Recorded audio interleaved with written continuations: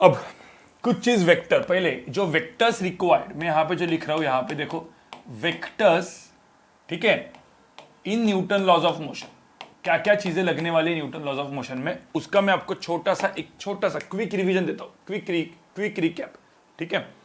तो अब मुझे एक बात बताओ, vectors required in Newton laws of motion में क्या क्या होती है, ठीक है।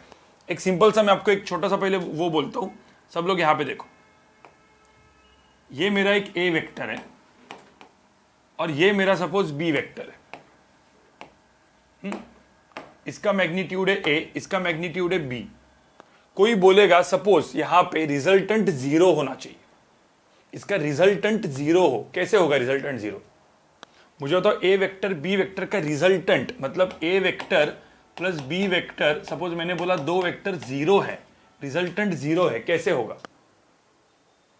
ये और ये एक दूसरे को कैंसिल कर रहे हैं, इसका मतलब क्या? इसका मैग्नीट्यूड ए, इसका मैग्नीट्यूड बी, मतलब हम लोग क्या लिखेंगे? मैग्नीट्यूड वाइज क्या लिखेंगे, ठीक है। तो पहले मैं आपको यहां पे लिखता हूं इफ रिजल्टेंट इज 0, ठीक है। मैं यहां पे जो लिख रहा हूं, यहां पे टर्म देखो, यहां पे मैं क्या कर रहा हूं, जो टर्म में यहां पे लिख रहा हूं वो ध्यान में रखना। If resultant vector is equal to 0 सारे केसेस में, तो इसमें क्या होना चाहिए? A should be equal to B होना चाहिए कि नहीं होना चाहिए? ठीक है। अब मैंने बोला यही ए वेक्टर ऊपर है, सब लोग देखो यहां पे, सबको समझने के लिए कर रहा हूं मैं, और यही बी वेक्टर देखो, ये पैराग्राम है, इसका मैग्नीट्यूड ए, इसका मैग्नीट्यूड बी। तो मुझे बताओ इसमें भी रिजल्टेंट 0 है, कैसे होगा resultant 0? A should be equal to क्या हो जाएगा? A should be equal to क्या हो जाएगा? B. A is equal to क्या हो जाएगा? बी। अब मैं जो ए वेक्टर बी वेक्टर दे रहा हूं ना, बस ये वेक्टर है, तो मुझे तो इसके जगह में फोर्सेस डाल सकता हूं कि F1 वेक्टर F2 वेक्टर। मुझे बताओ ये ए वेक्टर बी वेक्टर के जगह मैंने यहां पे क्या डाल दिया?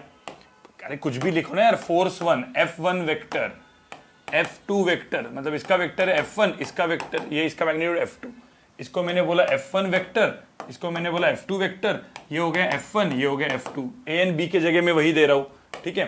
तो ए एंड बी नहीं दे रहा हूं मैं, क्या दे रहा हूं? तो अब मुझे तो यहां पे क्या हो जाएगा?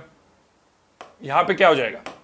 F1 should be equal to F2, इधर भी क्या हो जाएगा? F1 should be equal to F2। क्यों ये दोनों इक्वल होंगे? क्योंकि नेट रिजल्टेंट क्या है? नेट रिजल्टेंट क्या है? 0, ठीक है। अब सिमिलरली एक सेकंड केस, सब लोग यहां पे देखो, कितना मैं इजी, एकदम मैं इजी बनाने वाला हूं आपके, ठीक है। थोड़ा सा पहले मैथमेटिक्स करके इसको इजी बनाऊंगा, जिन लोग को समझ नहीं आ रहा, जिन लोग को क्लिक नहीं हो रहा, जिनका मैथ थोड़ा सा वीक है उनके लिए, ठीक है। जिनका मैथ स्ट्रांग है वो लोग भी देख लो भाई, काम में आएगा। जो लोग का मैथ स्ट्रांग है वो लोग भी देख लो, क्योंकि ऐसा नहीं कि अरे भाई हमारा मैथ स्ट्रांग है हम कुछ भी करेंगे, ऐसा नहीं होता गाइस, ठीक है। सब लोग यहां पे देखो, अब मैं क्या करूंगा, सब जगह में वेक्टर्स ही लिखूंगा, F1 F2, फोर्सेस के बारे में बताऊंगा, मतलब वो वेक्टर है, A vector B vector C vector नहीं लिखूंगा, ठीक है। अब मुझे बताओ, अब यहां पे देखो क्या हुआ, यहां पे एक वेक्टर है F1 वेक्टर, यहां पे एक वेक्टर है F2 वेक्टर, यहां पे एक वेक्टर है F3 वेक्टर, और यहां पे एक वेक्टर है F4 वेक्टर, और बोला अभी नेट रिजल्टेंट 0 है। अगेन इसका भी नेट रिजल्टेंट 0 है। तो मुझे बताओ यहां पे तो along X axis and along Y axis, मुझे बताओ नेट फोर्स कितना है? अरे यहां पे मुझे बताओ along X axis and net along Y axis net force कितना है? 0 है। तो मुझे एक बात बताओ, अलोंग एक्स एक्सिस मतलब फोर्स, नेट फोर्स मतलब क्या? रिजल्टेंट, ठीक है। रिजल्टेंट अलोंग एक्स एक्सिस 0 है, रिजल्टेंट अलोंग वाई एक्सिस भी क्या है?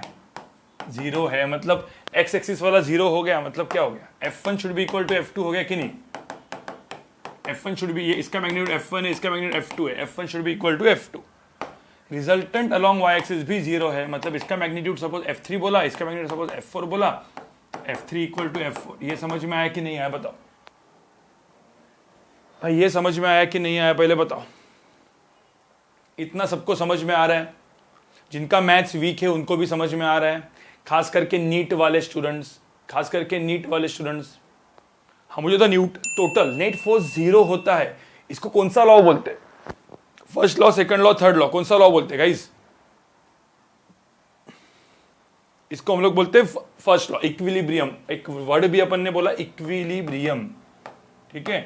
The body is in equilibrium. क्यों? क्योंकि इक्विलिब्रियम, क्योंकि एक्सेलरेशन 0 है, फोर्स 0 है, ठीक है, ध्यान में रखना। चलो अब मुझे बताओ, ये हो गया, अब यहां पे देखो, सब लोग यहां पे देखो, सब लोग यहां पे देखो। अब मैंने यहां पे एक एक्स वाई एक्सिस बनाया, मैंने एक्स एक्सिस बनाया। अब यहां पे देखो मैंने क्या किया, यहां पे मैंने फोर्स दिया F1, यहां पे मैंने फोर्स दिया क्या, यहां पे F2, और किसी ने बोला ये मेरा फोर्स है F3, और सपोज ये एंगल दिया मैंने थीटा। अब क्या होना चाहिए, अब मैंने बोला F net is equal to 0। Guys अब मुझे बताओ, डायरेक्ट कर सकते हो क्या, ये मेरा एक्स एक्सिस है, मेरा वाई एक्सिस है, कौन सा force along X and Y axis है, यहाँ पे कौन सा force along X and Y axis है, F1 F2 F3 है क्या गाइस, F3 है क्या। तो मुझे तो किसका कंपोनेंट निकालना पड़ेगा, कंपोनेंट किसका निकालना पड़ेगा, किसका कंपोनेंट निकालना पड़ेगा बताओ, F3 का। देखो इसके साथ कंपेयर करो, देखो ये इक्वल टू है, ये इक्वल टू है net force along x0, net force along y0। अब मुझे तो इसमें किसका कंपोनेंट निकालना पड़ेगा, F3। तो ये F3 का ये कंपोनेंट क्या होगा, F3 cos थीटा। F3 का ये कंपोनेंट क्या होगा, F3 sin थीटा। मुझे बताओ कंपोनेंट निकालने के बाद F3 का कुछ काम होता है गाइस, कंपोनेंट निकालने के बाद याद करो यार, कंपोनेंट निकाल, एक बार कंपोनेंट निकल गया, क्योंकि ये वेक्टर इज इक्वल, ये प्लस ये इक्वल टू ये, F3 कुछ काम ही नहीं है, F3 निकल गया, ये बोला था ना मैंने, याद करो F3 कुछ काम ही नहीं, F3 कंपोनेंट निकल गया। अब मुझे बताओ net force along x0, net force along x0, net force along y 0। तो नेट फोर्स अलोंग x0 करेंगे तो यहाँ पे क्या आएगा, F1 इक्वल टू क्या, F3 cos थीटा। तो इससे क्या मिल जाएगा, F1 equal to F3 cos theta. देखो यहाँ पे सब लोग को समझ में आ रहा है कि नहीं आ रहा है, देखो मैं ग्रीन में यहाँ पे लिख रहा हूँ, ये ग्रीन में सब इक्वल कर रहा हूँ मैं, F1 is equal to F3 cos theta. उसके बाद F2 equal to F3 sin theta. तो यहाँ पे क्या हो जाएगा, F2 इक्वल टू क्या, F3 sin थीटा। सबको समझ में आ रहा है कि नहीं आ रहा है बताओ पहले। Net force equal to 0, why, because acceleration is equal to 0। ठीक है, ठीक है। अब तुम बताओगे, ये फोर्स दिया मैंने F1, यहां पे एक फोर्स दिया मैंने F2, ये एंगल दिया मैंने θ1, ये एंगल दिया मैंने θ2, और ये था मेरा F3। चलो मुझे बताओ net force, if net force is 0, if net force F net is equal to 0, तो क्या होगा बताओ, इक्वेशन बताओ क्या होगा। इसका मैग्नीट्यूड है F1, ठीक है, इसका मैग्नीट्यूड F1 है, इसका F2 है, इसका F3 है। इफ द नेट फोर्स है θ1 है θ2 है। चलो बताओ इक्वेशन बताओ, सब लोग बताओ इक्वेशन। गाइस अब एकदम सिंपल, सब लोग यहाँ पे देखो, मुझे बताओ इसमें तकलीफ कौन दे रहा है। देखो F3 अपना बेचारा मस्त अलोंग y एक्सिस है, F1 and F2 they are not along x and y axis, तो उनके कंपोनेंट्स निकालने पड़ेंगे। F1 एंड F2 के कंपोनेंट निकालो। चलो पहले F1 का कंपोनेंट निकालते हैं। F1 का कंपोनेंट हो जाएगा यहाँ पे, F1 का कंपोनेंट हो जाएगा F1 cos θ1, ठीक है। F1 का ये वाला कंपोनेंट क्या हो जाएगा, देखो एंगल के बाजू वाला cos, एंगल के इधर वाला sin, तो F1 sin θ1। देखो ये जो मैं आपको कंसेप्ट बता रहा हूं ना, ये सारे क्वेश्चन जो है ये नीट में अच्छे लेवल के क्वेश्चन, देखो अभी आपको समझ में आया, जेई मेन में अच्छे लेवल के क्वेश्चंस ऐसे ही होते हैं। वो अच्छे लेवल के क्वेश्चंस भी मैं आपके इजी बना रहा हूं, ठीक है। तो F1 cos θ1, F1 sin θ1 हो गया, ठीक है। चलो इसको भी तोड़ लेते हैं, F2 को तोड़ते हैं, ये क्या हो जाएगा F2 cos θ2, यहां पे तोड़ देंगे अपन F2 sin θ2। आपको समझ में आ रहा है क्या, इतना समझ में आ रहा है। तो अब मुझे बताओ, ये F2 चला गया क्योंकि F2 के दो कंपोनेंट निकाल दिए, इधर F1 चला गया क्योंकि F1 के दो कंपोनेंट निकाल दिए। अब हुआ क्या, नेट फोर्स अलोंग x0, ठीक है। सो मैं यहां पे लिखूंगा नेट फोर्स अलोंग x0, ठीक है। तो इससे क्या मिल गया मुझे, F1 cos θ1 should be equal to क्या हो जाएगा, F2 cos θ2। अरे नेट फोर्स अलोंग x0 कब होगा, जब ये वेक्टर एक दूसरे को कैंसिल करेगा, तो नेट फोर्स अलोंग x कितना हो जाएगा, 0। रिजल्टेंट अलोंग x0 हो जाएगा। रिजल्टेंट अलोंग y0 कब होगा, जब ये दो वेक्टर और ये वेक्टर एग्जैक्टली एक दूसरे को क्या करेगा, कैंसिल करेगा। इसका मतलब क्या, F1 sin θ1 plus F2 sin θ2। यहां पे सब लोग देखो, F1 sin θ1 plus F2 sine theta 2 should be equal to क्या हो जाएगा, ये दोनों का वेक्टराइजेशन इक्वल टू क्या हो जाएगा, F3 हो जाएगा। ठीक है, ये शुड बी इक्वल टू क्या हो जाएगा, F3 हो जाएगा। इक्वेशन नंबर 2, ये था इक्वेशन नंबर 1। समझ में आया सबको गाइस? सॉल्व करने की जरूरत नहीं, just right the equations. Equation लिखो, इसको सॉल्व करना होता है, लेकिन ठीक है क्योंकि इसमें मैंने कोई एंगल दिया नहीं है। आपको वेक्टर अलजेब्रा समझ में आया, ये आपको समझ में आया तो अच्छे अच्छे जेई मेन के अच्छे लेवल के क्वेश्चंस एंड नीट के अच्छे लेवल के क्वेश्चन जो बाकी लोग नहीं कर पाएंगे आप कर पाओगे। ठीक है, मतलब जो टॉपर लोग जो क्वेश्चंस करते हैं ना, मैंने आपको करवा दिया है, मैं आपको भी कनेक्ट करूंगा, टेंशन मत लो। आपको भी मेरा मेथड तो समझ में आ चुका होगा ना, कैसे अपन उल्टा जाते हैं, पहले मैथ सीखते हैं और फिर उसको अप्लाई कर देते हैं। ठीक है, चलो अब एकदम सिंपल गाइस गाइस गाइस, एक छोटा सा मैं आपको ना एक अलग चीज बोलता हूं। ठीक है, अब मैं यहाँ पे मुझे बताओ एक्स एक्सिस ऐसी है, वाई एक्सिस ऐसी है। सब लोग यहाँ पे देखो, ये मेरी एक्स एक्सिस है, ये मेरी यहाँ पे वाई एक्सिस है। ठीक है, थोड़ा सा मैं अलग करता हूं, सब लोग यहाँ पे देखो, सब लोग यहाँ पे देखो, ये मेरी एक्स एक्सिस हो गई। देखो मैंने आपको एक चीज बोली थी, मुझे बताओ एक्स एंड वाई एक्सिस हम लोग कहीं पे भी कैसे भी घुमा सकते हैं कि नहीं घुमा सकते, बताओ। I can draw X axis and Y axis according to our choice. ठीक है, वो डिपेंड नहीं होता कैसे कैसे, कुछ भी घुमाओ, कोई दिक्कत नहीं। ठीक है, चलो अब मैं यहाँ पे कुछ फोर्सेस दे रहा हूं, आप मुझे बताओ। अब मैं फोर्सेस के नाम भी देता हूं, चलो मैं नाम भी देता हूं। चलो मैं एक बात करता हूं, चलो इस फोर्स को मैंने नाम दिया नॉर्मल फोर्स। हाँ, इस फोर्स को मैंने नाम दिया नॉर्मल फोर्स। अपने फोर्सेस थे ना अलग अलग, नॉर्मल, टेंशन वगैरह टाइप के फोर्सेस थे, याद है? तो ऐसे मैंने एक नॉर्मल दिया, नॉर्मल फोर्स। इसको मैंने नाम दिया लेट्स से टेंशन फोर्स, इसको टेंशन। और इसको मैंने एक नाम फोर्स दिया ग्रेविटी फोर्स। अरे दे सकता हूँ कि नहीं दे सकता, बताओ मुझे। अरे कुछ भी दे सकते हैं यार, आपको चाहिए वो F1 F2 F3। अब F1 F2 F3 की जगह मैंने क्या दिया, टेंशन नॉर्मल mg। ठीक है, और ये बोला मैंने एंगल थीटा। कोई बोल सकता है यहाँ पे अब किसका मैं, अब एक्स एक्सिस ये है, वाई एक्सिस ये है, अब मैं किसका कंपोनेंट लू, mg का, नॉर्मल का, टेंशन का, किसका? थोड़ा सा दिमाग लगाओ, बस थोड़ा सा दिमाग आपको लगाना है, ज्यादा नहीं। यहां पे कौन सा vector along X axis Y axis नहीं है,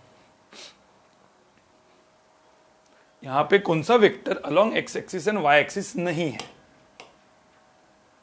राइट गाइस, बिल्कुल बिल्कुल सही बोला आपने, gravity mg। mg is neither along X nor along Y, तो mg के कंपोनेंट क्या होंगे, थीटा के बाजू वाला कंपोनेंट इज ऑलवेज व्हाट, अरे थीटा के बाजू वाला component is always mg। mg क्या है, mg cos थीटा। थीटा के ये वाला कंपोनेंट क्या होता है, mg साइन थीटा। मुझे बताओ ये सबको समझ में आया क्या, इतना सबको समझ में आया? अब मुझे एक बात बताओ, किसको चला गया, mg का कुछ काम नहीं है, mg cos theta mg sine theta हो गया, अपन खुश। अब हम क्या बोलेंगे, नेट फोर्स 0। भाई नेट फोर्स 0 है, इसका मतलब क्या, net force along X axis 0 है।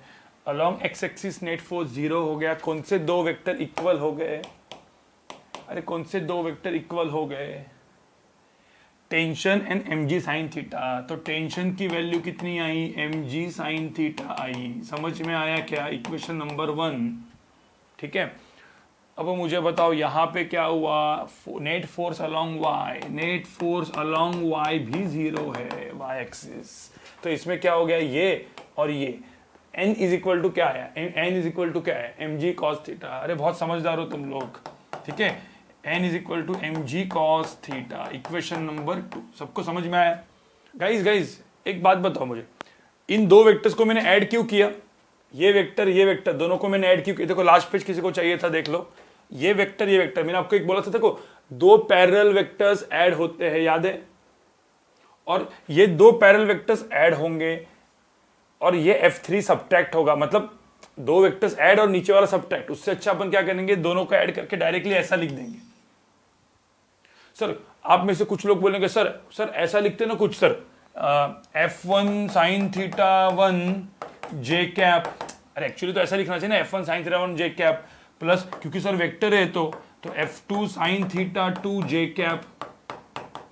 हाँ ये, और ये क्या हो जाएगा, माइनस F3 जे कैप। अब समझ में आ रहा है कि मैं क्या बोल रहा हूं, इक्वल टू 0। लेकिन मैंने आपको क्या बोला, अरे भाई मुझे बताओ जे कैप लिख के आपको टाइम वेस्ट करना है क्या? नहीं करना है। क्यों जे कैप लिखने का? उससे अच्छा ये दो vector equal to A vector फटाफट लिखो। आई कैप जे कैप को नहीं लिखना, आपको आई कैप जे कैप समझने के लिए, ठीक है? आई कैप जे कैप किसके लिए? समझने के लिए। अब सब लोग ध्यान से सुनो गाइस, सब लोग ध्यान से सुनो। मैं एक छोटा सा पहले चीज बता रहा हूं आपको, और ये भी इंपॉर्टेंट चीज है। ये थीटा है, ठीक है, और मैंने ये मास एम दिया। तो पहले तो मुझे एक बात बताओ गाइस, पहले तो मुझे बात बताओ, ये मास मैंने एम ऐसे ही रखा इंक्लाइन प्लेन के ऊपर। मुझे तो यहां पे हम लोग क्या करेंगे गाइस, यहां पे हम लोग क्या करेंगे? पहले मुझे तो एक्स एंड वाई एक्सिस को क्या कर सकते हैं यहां पे गाइस? सपोज मैंने बोला चलो ये मेरी एक्स एक्सिस हो गई और ये मेरी वाई एक्सिस हो गई, ठीक है? मैंने एक्स एंड वाई एक्सिस को ही चेंज करवा दिया। अब मुझे बताओ ग्रेविटी कहां पे? यहां पे ग्रेविटी कहां पे? Where is gravity? ग्रेविटी कहां पे? Gravity is always acting downward. देखो ग्रेविटी हमेशा नीचे रहेगी, ठीक है? सब लोग यहां पे देखो, ग्रेविटी नीचे रहेगी। ग्रेविटी का फोर्स मैं यहां पे ड्रॉ करता हूं, ग्रेविटी इज ऑलवेज डाउनवर्ड। कोई बोल सकता है कि ये एंगल कितना है? ये मैंने एक बार करवाया था, ये एंगल कितना है? आपको पता है ये जो एंगल होता है ना mg का, ये जो एंगल होता है, ये एंगल थीटा होता है। क्या होता है गाइस? ये एंगल थीटा होता है, ठीक है? तो पहले ये डायग्राम को ड्रॉ करो और ये एंगल थीटा लिखो, क्योंकि ये बहुत इंपॉर्टेंट है। कोई बोलेगा सर कैसे थीटा होता है? देखो इस वेक्टर को, कोई बोलेगा सर इस वेक्टर को मैं यहां पे शिफ्ट करूं, I can move vector parallelly anywhere. तो ये वेक्टर यहां पे शिफ्ट हुआ कि नहीं हुआ? कर सकते हैं। सपोज ये मेरी वाई एक्सिस है, देखो यहां पे ये मेरी वाई एक्सिस है, वही वाई एक्सिस जो मैं यहां पे पैरेलली शिफ्ट किया, ये थीटा है। तो ये एंगल कितना हुआ? देखो ये टोटल एंगल 90 हुआ, ये एंगल मेरा 90 माइनस थीटा हुआ, तो ये एंगल कितना हुआ? थीटा। देखो इसीलिए ये थीटा एंगल है, ये एंगल सेम है। जस्ट बता के रख रहा हूं मैं, एंगल थीटा ही है, ठीक है? जस्ट एक ड्रॉ करो गाइस, ये ड्रॉ करो। ये क्वेश्चन देखो एग्जांपल 1, ये होमवर्क करके लाना है आपको, पहले खुद से करना है, ठीक है? होमवर्क खुद से ट्राई मारना है। एंगल 30 डिग्री है, ये एक ब्लॉक है ऐसे रखा हुआ है, ठीक है? 8 kg का ब्लॉक है। कौन से फोर्स आएंगे बताओ मुझे इसमें? इन दोनों के अंदर कौन सा फोर्स आएगा? नॉर्मल फोर्स आएगा, और इसके अंदर क्या आएगा? टेंशन आएगा, ठीक है? सॉल्व करके लाओ, ठीक है? ये थोड़ा सा अच्छा लेवल का क्वेश्चन है, मतलब अभी जेई मेन एडवांस, मतलब नीट वालों को भी लेके आओ, नीट वालों को भी, ठीक है? क्योंकि नीट में भी ऐसे क्वेश्चन आएंगे, क्योंकि अभी लेकिन आपका फर्स्ट लेक्चर, इसके लिए आपको थोड़ा डिफिकल्ट लगेगा, लेकिन कोई दिक्कत नहीं, सॉल्व करके लाओ, मतलब एटलीस्ट ट्राई मार के लाओ। एक ऐसा क्वेश्चन है, एक ऐसा स्फीयर है, ठीक है? ऐसा रखा हुआ है, जैसे ये एक 15 kg का स्फीयर है, 30 डिग्री एंगल पे रखा है। तो यहां पे भी इधर एक नॉर्मल फोर्स आएगा, नॉर्मल फोर्स N और टेंशन T, निकाल के लाओ, ठीक है? ऐसे बहुत सारे क्वेश्चंस आएंगे, बहुत सारे क्वेश्चन मैं दे सकता हूं, अच्छे लेवल के क्वेश्चंस, ठीक है? पहले तो मुझे बताओ इसमें ब्लॉक ऐसे नीचे आएगा क्या? नीचे आएगा क्या? नहीं आएगा भाई, स्ट्रिंग से लगा हुआ है ना भाई, क्या स्ट्रिंग खींच के नीचे आएगा क्या? ठीक है? तो ये स्ट्रिंग से लगा है, ब्लॉक ऐसे इमेजिन करो, ऐसा लटकाया हुआ है, सो एक्सेलरेशन 0 है। तो मुझे पहले तो बताओ नेट फोर्स इसमें कितना है? नेट फोर्स इसमें कितना है? नेट फोर्स की वैल्यू कितनी है? 0, ठीक है?